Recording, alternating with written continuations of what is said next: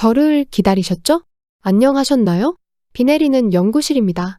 오늘은 오랜만에 영상을 올리게 되어 통신 관련 주제를 가져와 봤답니다. 상상을 해볼까요? 어떠한 장치가 있는데 이 장치가 잘 동작하고 있는지 지금까지 무엇을 어떻게 하고 있는지를 인터넷이나 와이파이를 이용해서 컴퓨터로 모니터링하고 있다고 생각해 볼까요? 흔히 볼 수 있는 공장의 생산 장비나 또는 기상 관측, 전력 감시 등등에서 이렇게 사용하고 있지요? 그런데 인터넷이나 와이파이를 사용할 수 없다던가 또는 모니터링은 필요 없고 상태만 알고 싶다면 어떻게 해야 할까요? 다시 말해 산업 현장에 있는 분들은 뭔가 장치의 상태를 언제 어디서나 휴대폰으로 볼 수 있으면 좋겠죠?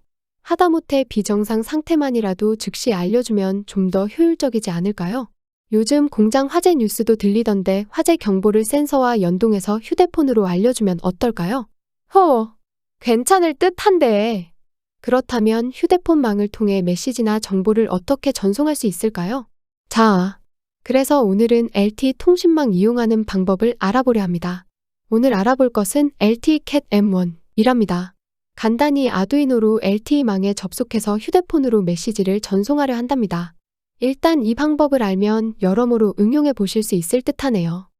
그동안 이런저런 것들을 쭉 만들어 봤는데 이제서야 IoT를 시도해 보네요. 간만에 같이 한번 달려볼까요?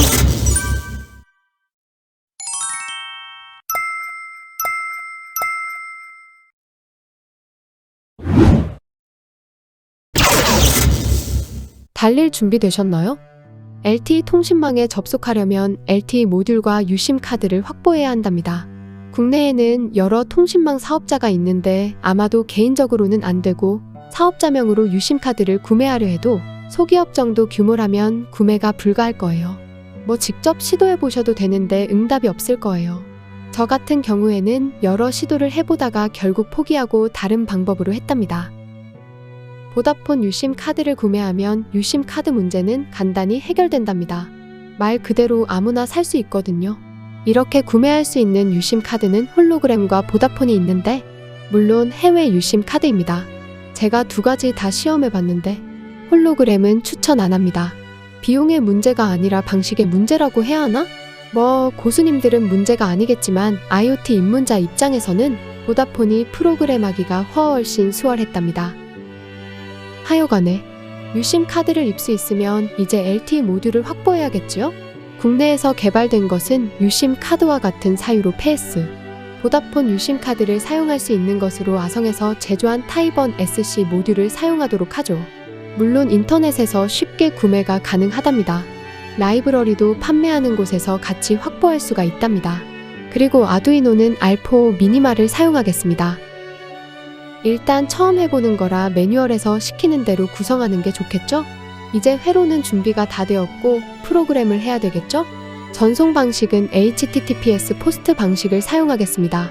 자, 이제부터가 중요한데 홀로그램 유심 카드를 추천하지 않는 이유는 홀로그램 유심 카드를 사용하는 라이브러리도 쉽게 구할 수 있습니다만 해외 유심 카드는 국내 LTE망으로 접속해서 미국 서버로 날아갔다가 다시 한국 통신사로 접속해서 서비스하는 형태를 취하게 되는데 홀로그램 유심 카드는 직접 휴대폰에 메시지를 전송하는 라이브러리가 있어요. 그래서 해보니 분명히 메시지는 전송이 되었고 서버 기록에도 전송 성공으로 표시되는데 실제로는 휴대폰에 안 날아온답니다. 알아보니 해외에서 전송된 메시지는 특정 코드가 추가되어 날아오는데 국내 통신사에서는 이걸 모두 차단한다고 하더군요. 즉 국내에서 차단한다는 거죠. 그래서 더 안 해보고 보다폰 유심 카드로 갈아탔답니다. 보다폰 유심 카드는 해외까지 날아가는 건 똑같은데 해외에서 국내 인터넷망으로 전달하는 방식이랍니다. 물론 제가 본 것만 가지고 이야기하는 거라 고수님들은 아니야 이렇게 하면 돼 하고 하실 수 있지만 입문자는 그 과정이 어려운 거죠. 물어볼 데도 없고 이제 조금 복잡하게 돌아가게 됩니다. 일단 국내 통신사의 메시지 운영 등록을 해야 합니다. 저는 SKCNC의 메시지 투고를 선택했답니다. 회원 가입하시면 된답니다.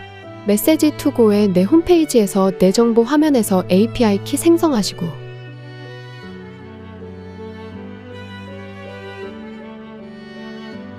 사용자 관리 화면에서 사용자 등록해주세요. 그리고 메시지 관리 화면에서 발신 번호를 등록해주세요. 등록된 발신 번호는 수신된 메시지에 뜨는 발신 번호인데 꼭 휴대폰이 아니어도 된답니다. 그런데 발신 번호 등록하는 과정에서 서류를 제출하셔야 한답니다.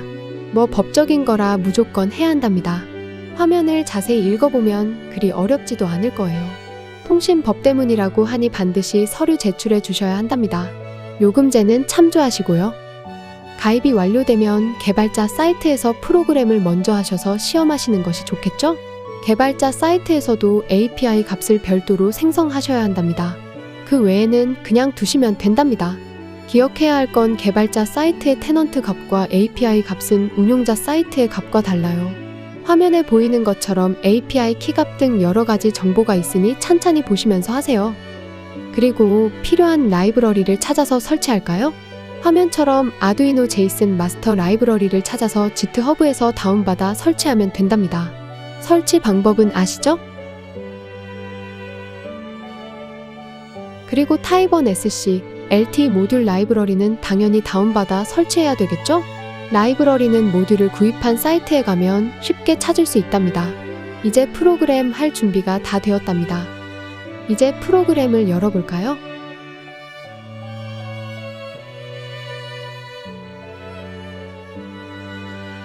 왼쪽이 라이브러리 원본이고 오른쪽이 제가 수정해서 사용하는 수정본이랍니다. 무언가 좀 다르죠? 수정본을 공개할 수는 없는지라 중요 부분만 설명드리겠습니다. 먼저 include 부분에 새로 설치한 제이슨 라이브러리를 추가해야 한답니다. 참고로 인터넷 통신 관련은 우리가 컴퓨터 검색창에 쓰듯이 명령어에 추가하면 서버가 알아듣지 못한답니다. 반드시 제이슨 형태로 변환하여 작성해야 인터넷 서버가 알아듣는답니다.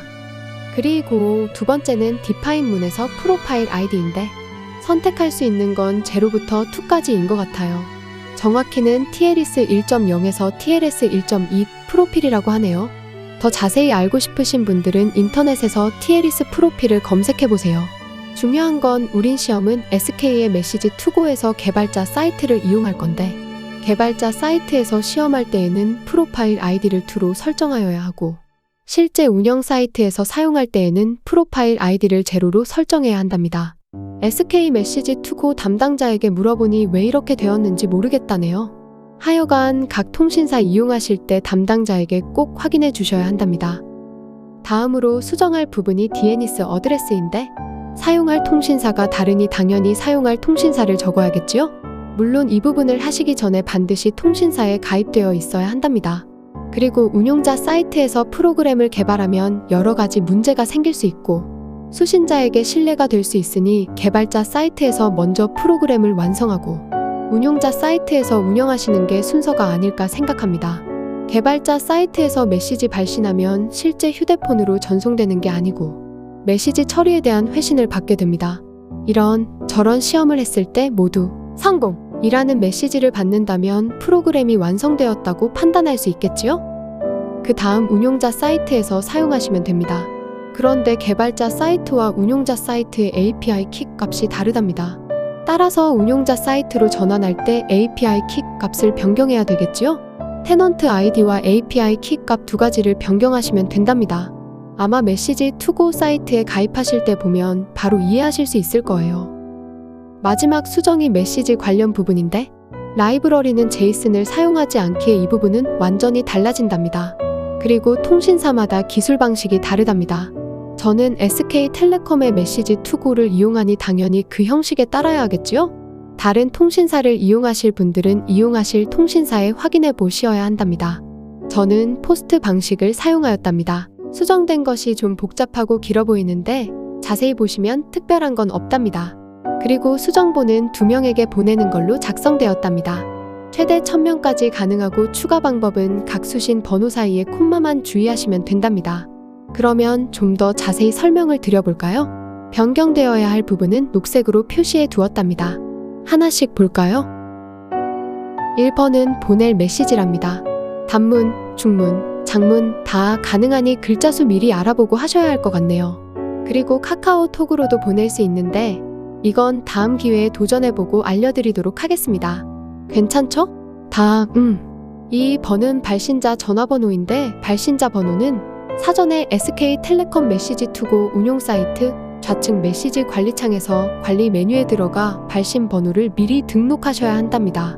등록할 때에 제출 서류가 있는데 잠깐 신경 쓰면 비용이 들거나 별로 어렵진 않으니 꼭 해두셔야 합니다.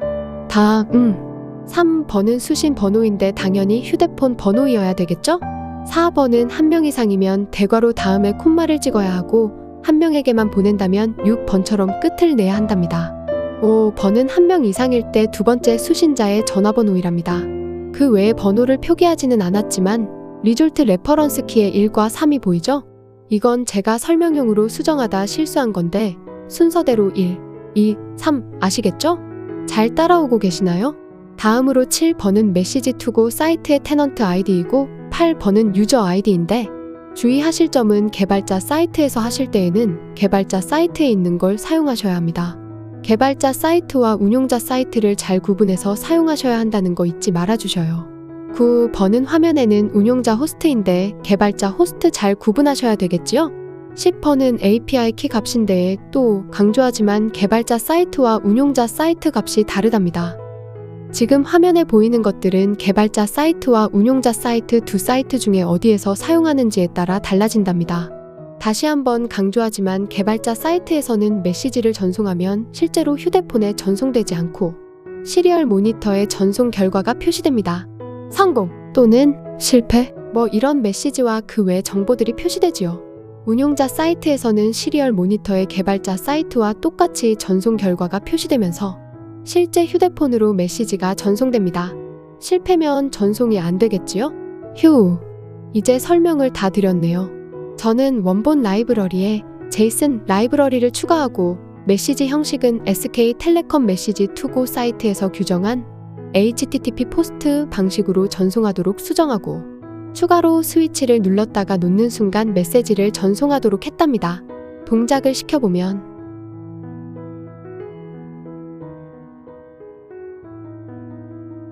좀 오래 걸리는 것 같죠? 시간을 재보니 전송되는데 약 15초쯤 소요되는 것 같네요. 시험을 해보니 전송은 약 15초 걸리고 재전송하려면 약 10초에서 30초 정도 쉬었다 해야 원활히 운용이 되는 것 같네요. 동작은 잘하죠?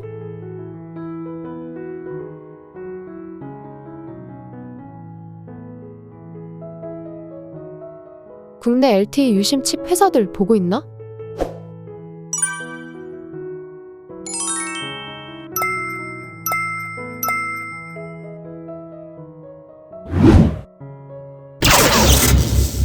저번에 LTE망으로 휴대폰에 메시지를 보내는 걸 올렸는데 그때는 아두이노 알포 미니마를 사용했었지요? 그런데 그걸 응용해서 여러 가지 기능을 추가하려니 통신 포트와 디지털 포트도 적어서 많은 제약이 따르더라고요. 그리고 무엇보다 아두이노 알포 미니마에서 사용한 프로세서가 익숙하지 않아 사용하기가 싫어지네요. 그래서 익숙한 아두이노 메가의 프로세서 즉 아트메가 2560을 사용하여 구현하겠다는 참 기특한 생각을 하기에 이른 거죠? 뭐 그냥 익숙한 걸 사용하겠다는 순진한 생각만은 아니랍니다. 화면을 보시면 54개의 디지털 포트와 4개의 UART 포트가 있어서 이런저런 응용을 하기에는 충분하지 않을까 해서 선정을 하였답니다. 특히 저는 USB 포트, RS232 포트, 램 포트, LTE 모듈을 위한 UART 포트 즉 4개가 필요하거든요. 자, 이제 결정했으면 만들어 봐야 되겠죠? 결선은 간단하답니다. UART 제로는 업로드와 디버깅용으로 사용하니까 제외하고 UART 1은 외부 RS232로 명령어를 전달하기 위한 용도로 사용하고 UART 2는 LTE 모듈 제어용, 마지막으로 UART 4는 랜용으로 할당하도록 하죠. 일단 아트메가 2560과 LTE 통신이 주 목적이니 이 부분을 먼저 시험해야겠죠. 연결이 다 되었으면 프로그램을 수정할까요? 먼저 UART 포트를 정의해줍니다. 방법은 화면을 보시면 이해가 되실 겁니다. 쉽죠? 간단하죠? 그리고 사용은 지금 화면처럼 하시면 된답니다. 역시 간단하죠? 이렇게 통신과 제어 관련만 수정해주면 된답니다. 그리고 돌려보면 미니마로 구현했을 때와 다른 걸 발견하게 된답니다. 동작이 안 되는 건 아닌데 뭔가 불만족스러울 거예요. 첫 번째, 영문 80자 또는 한글 40자와 전화번호 10개로 구성해서 날리면 안 되고 9개의 번호로만 전송된다는 점. 두 번째, 결과 회신이 제대로 안 된다는 점. 하나씩 살펴볼까요? 프로그램을 살펴보기 전에 오류 정정 하나 하겠습니다. 전에 올린 영상에서 제이슨 포맷 어쩌고 하는 설명이 있었는데 잘못된 정보입니다. 전송은 제이슨 포맷이 맞기는 한데 프로그램에서 다루는 건 없답니다. 그냥 UTF-8의 텍스트 파일로 전송하면 된답니다. 부끄럽게도 제 지식이 짧았네요. 그럼 본격적으로 살펴볼까요? 먼저 전송 전화번호가 9개로 제한되는 부분은 화면에 보이는 부분을 전화번호 5개씩 잘라서 2번 보내면 된답니다. 전화번호가 더 많으면 3번 보내면 되고요. 다른 부분은 그대로 냅두고 지금 보이는 부분만 다시 보내면 됩니다. 물론 전화번호는 매번 바뀌어야 되겠지요? 복수 전송할 때 딜레이를 좀 줄 필요가 있는데 대략 1초 정도 주면 된답니다. 실제 해보면 속도는 별 차이가 없어요. 두 번째로 전송 결과 회신이 잘 안 된다는 부분은 뭔 짓을 해도 안 된답니다. 큰일이죠? 이것도 해결을 해봅시다. 먼저 근본적인 문제를 생각해 볼까요? 왜 미니마에서는 문제가 없고 아두이노 메가에서는 문제가 발생할까요? 속도는 UART 제어라서 문제가 안 됩니다. 그렇다면 메모리? 두 프로세서를 비교해 볼까요? 윗부분이 아두이노 알포 미니마에 사용된 프로세서의 메모리이고 밑에 부분이 아두이노 메가에 사용된 프로세서의 메모리입니다. 우리가 눈여겨볼 부분은 SRAM 부분인데 32kg와 8kg로 차이가 크죠? 무슨 메모리를 사용하길래 메모리를 의심하느냐 하겠지만 실제 타입1 SC 라이브러리를 살펴보면 화면처럼 수신 버퍼 메모리를 할당한답니다. 대략 2kg쯤 되죠? 송신 부분도 거의 같이 할당하고 있답니다. 합하면 벌써 4kg가 되죠? 이 부분이 문제의 원인이랍니다. 송신할 때 여러 가지 코드도 함께 보내야 되잖아요. 이 양도 만만치 않답니다. 다시 말해서 SRAM이 부족해서 문제가 발생한다는 것이죠. 송신 부분은 여러 번 전송하는 방법으로 해결한다고 해도 전송 결과 회신이 문제가 되겠지요? 1차적인 문제 해결은 최대한 메모리를 확보하는 방법이 있겠지요? 화면처럼 정해져 있는 내용을 SRAM이 아닌 플래시 메모리에 저장해서 확보할 수도 있답니다. 그래도 SRAM이 좀 부족하답니다. 프로그램 자체적으로도 메모리를 사용해야 하거든요. 다시 말해 근본적인 문제 해결은 안 된답니다. 그렇다면 좀 다르게 생각해보는 건 어떨까요? 근본적인 문제는 프로세서를 교체하는 방법 외에는 없고 이제 와서 이미 만들었는데 다시 만들기는 싫고 메시지 전송은 여러 번 보내는 걸로 해결하면 되고 그렇다면 전송 결과는 꼭 받아야 할까요? 전송이 되었는지 확인은 꼭 해야 뭔가 안심이 될 텐데 전송 결과 회신 말고는 방법이 없을까요? 전송이 되었는지만 확인할 수는 있는데 전송이 되기만 하면 문자로 다 전송이 될까요? 그렇다면 굳이 결과 회신을 안 받아도 될 텐데 그래서 시험을 해봤답니다. 시험을 해보니 지금 화면처럼 포맷만 제대로 맞춰서 보낸다면 휴대폰으로 전송은 확실한 것으로 결론이 나네요.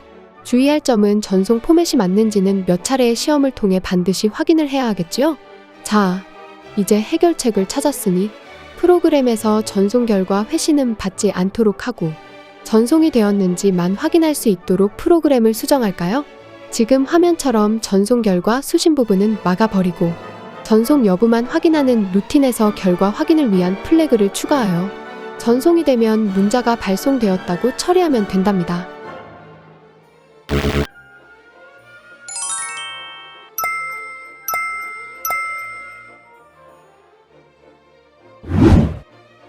정리하자면 아두이노 알포 미니마에서 아두이노 메가 2560으로 교체는 가능하지만 메모리 문제가 있답니다.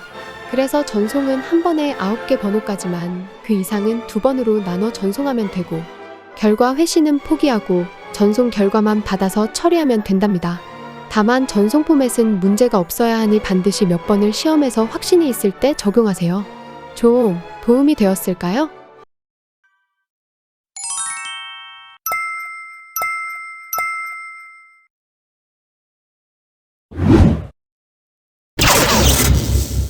앞에 올린 영상에서는 타입1 SC LTE 모듈을 아두이노 메가에 연결하여 기능을 구현하는 영상을 올렸었는데요.